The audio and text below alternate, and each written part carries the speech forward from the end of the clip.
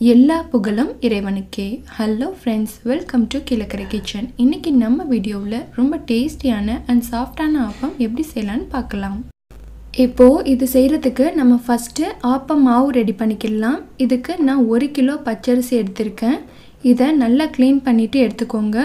இது கூட 100 கிராம் உளுந்து, அப்புறம் 1 டேபிள் ஸ்பூன் வெந்தயம், இது எல்லாத்தையும் ஒன்றா ஆட் பண்ணி 4 மணி நேரம் தண்ணியில் அப்படி ஊற வச்சுருங்க. இப்போது அரிசி நல்லா ஊறிடுச்சு. இந்த 1 கிலோ பச்சரிசியையும் நான் ஒரு பாத்திரத்தில் கொட்டி அது எந்த அளவுக்கு இருக்கோ அதே அளவுக்கு பழைய சாதம் எடுத்திருக்கேன். இப்போது இதை நல்லா மிக்சியில் அரைச்சிட்டு ஓவர் நைட் அப்படியே புளிக்க வச்சிடலாம்.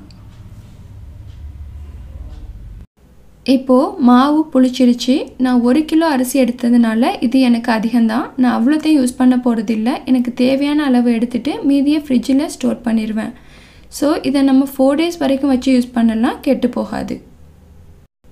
நான் அரைச்ச மாவை 3 டிவைட் பண்ணியிருக்கேன். அதில் ஒரு பங்கை மட்டும் இப்போ செய்கிறதுக்கு எடுத்திருக்கேன்.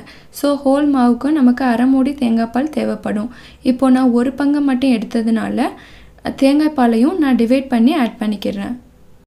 இந்த மாவில் தேங்காய் பால் செய்கிறதுனால நமக்கு ஆப்பம் ரொம்ப டேஸ்டியாக இருக்கும். அடுத்து இது கூட 1/4 டீஸ்பூனுக்கு கம்மியாக சமையல் சோடா ஆட் பண்ணிக்கிறேன்.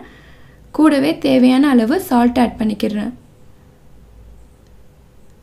மாவு திக்காக இருக்கிறதுனால நான் கொஞ்சம் கொஞ்சமாக தண்ணி ஆட் பண்ணிக்கிறேன். தண்ணியை ஃபுல்லாத்தையும் ஆட் பண்ணிடாதீங்க, கொஞ்சம் கொஞ்சமாக பார்த்து ஆட் பண்ணிக்கோங்க. மாவு ரொம்ப கெட்டியாகவும் இருக்கக்கூடாது, ரொம்ப தண்ணியாகவும் இருக்கக்கூடாது, கரெக்டான கன்சிஸ்டன்சியில் இருக்கணும்.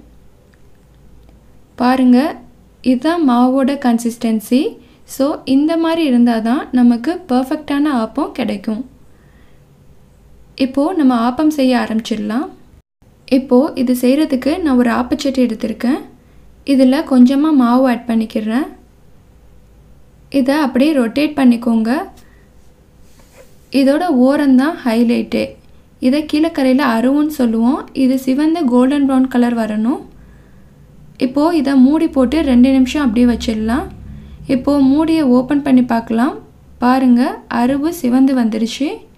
பார்க்குறதுக்கு ரொம்ப சூப்பராக இருக்குது. ஸோ குழந்தைங்களும் இந்த அருவை ரொம்ப விரும்பி சாப்பிடுவாங்க. இப்போது ஆப்பம் ரெடி ஆயிடுச்சு. இதை நம்ம ஒரு பிளேட்டில் ட்ரான்ஸ்ஃபர் பண்ணிக்கிடலாம். நெக்ஸ்ட்டு நம்ம பார்க்க போகிறது முட்டை ஆப்பம். இதுக்கும் அதே சேம் ப்ரொசீஜர் தான். அதே மாதிரி மாவை ஆட் பண்ணிவிட்டு ரொட்டேட் பண்ணிக்கோங்க.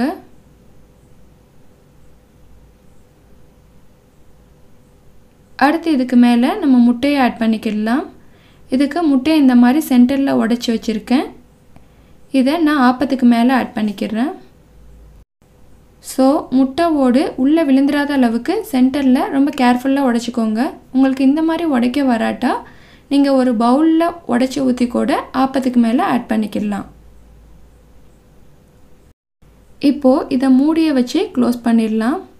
நமக்கு நார்மல் ஆப்பம் செய்கிறதுக்கு 2 நிமிஷம் டைம் எடுத்துச்சு. இது முட்டை ஆப்பங்கிறதுனால 3 நிமிஷம் டைம் எடுக்கும்.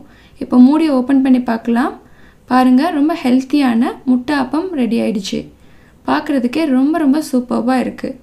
இப்போது இதையும் நம்ம ஒரு பிளேட்டில் ட்ரான்ஸ்ஃபர் பண்ணிடலாம். ஸோ ரொம்ப டேஸ்டியான ஆப்பம் அண்ட் முட்டை ஆப்பம் ரெடி ஆயிடுச்சு. இதை மாசி sambar, chicken gravy, mutton gravy, coconut milk எல்லாத்துக்கூடையும் சேர்த்து சாப்பிடலாம். ரொம்ப சூப்பராக இருக்கும். இந்த ஆப்பம் கீழக்கரையோட ட்ரெடிஷ்னல் பிரேக்ஃபாஸ்ட் அண்ட் ஹெல்த்தியான பிரேக்ஃபாஸ்ட்டும் கூட. ஸோ ஈஸியாக செய்யக்கூடிய இந்த பிரேக்ஃபாஸ்ட்டை நீங்களும் வீட்டில் ட்ரை பண்ணி பார்த்துட்டு உங்களோட ஃபீட்பேக் எனக்கு சொல்லுங்கள். இந்த வீடியோ பிடிச்சிருந்தால் லைக் பண்ணுங்கள், ஷேர் பண்ணுங்கள், சப்ஸ்கிரைப் பண்ணுங்கள். தேங்க்யூ.